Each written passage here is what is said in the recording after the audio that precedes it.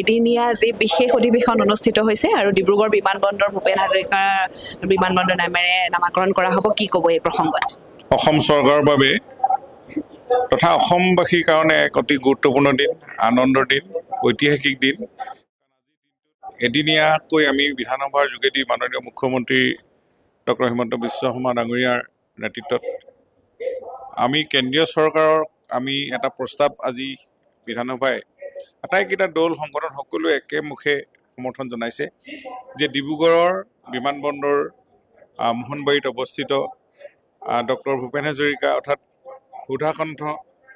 ভাৰত ৰত্ন হিচাপে ডক্টৰ ভূপেন হাজৰিকাৰ নামত দিবৰ কাৰণে আজি সভাই অনুমোদন জনায় আৰু এই বিশ্ববৰেণ্য ব্যক্তিগৰাকীক সন্মানাৰ্থে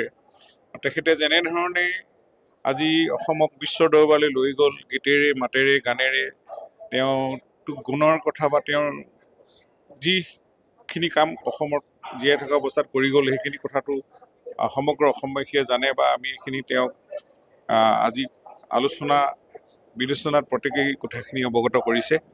আৰু আমি দেখিছোঁ যে এইগৰাকী মহীয়সী ব্যক্তিৰ আজি আমি তেখেতক যোগেদি যেনেকৈ লোকপ্ৰিয় গোপীনাথ বৰদলৈ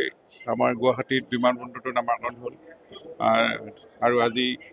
অনুমোদন জনোৱাৰ ডক্টৰ ভূপেন হাজৰিকা অৰ্থাৎ ভাৰত ৰত্ন হিচাপে দুইজন ব্যক্তিৰ নামত দুটা এয়াৰপৰ্ট স্বীকৃতি দিয়া হৈছে আৰু তেওঁ অহা 8 তাৰিখৰ পৰা ছেপ্টেম্বৰৰ পৰা এবছৰীয়া কাৰ্যসূচীৰে তেওঁ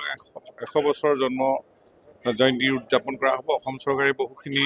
কাৰ্যসূচী হাতত লৈছে আজি তেখেতৰ নামত বিভিন্ন বিদ্যালয় মহাবিদ্যালয় অসমত কেইবাটাও অনুষ্ঠান প্ৰতিষ্ঠান হ'ব তেখেতৰ জন্মস্থানত তেখেতে ক'ত কৰ্মস্থলী আছিল সেই গোটেইখিনি এখন কৰ্মশালাৰ যোগেদি সেই ব্যক্তিগৰাকীক সন্মান জনাবৰ কাৰণে আমাৰ চৰকাৰৰ এইটো সিদ্ধান্ত বিধানসভাৰ জৰিয়তে আমি এই প্ৰস্তাৱটো আমি কেন্দ্ৰীয় চৰকাৰৰ অসামৰিক বিমান পৰিবহণ মন্ত্ৰালয়লৈ অনুমোদনৰ বাবে নামটোৰ অনুমোদনৰ বাবে আমি প্ৰেৰণ কৰিম সভাই অনুমোদন জনাইছে গতিকে মই আটাইকেইটা সংগঠন তাকে আমি ধন্যবাদ জনাইছোঁ আৰু আমাৰ আগন্তুক দিনবিলাকত ভূপেন হাজৰিকাৰ যি সপোন আছিল যি অসমখন আছিল অসমখনৰ কাৰণে দেশখনৰ কাৰণে উঠি অহা প্ৰজন্মৰ কাৰণে যিখিনি তেওঁ বাট দেখুৱাই গৈছিল আদৰ্শৰ কথা কৈ গৈছিল সেইখিনি যাতে আমি কাৰ্যকৰী কৰি অসমখনক আমি আগুৱাই নিব পাৰোঁ সেই কথাখিনি ইয়াৰ জৰিয়তে আমাৰ জাতি প্ৰেম দেশ প্ৰেম তেওঁ গীতৰ কথাবিলাকত যেনেধৰণে প্ৰকাশ কৰি গৈছে সেইখিনি আমি কাৰ্যকৰী কৰোঁ তাকে আজি দিনটোৰ আমাৰ অসমবাসীলৈ আহ্বান জনালোঁ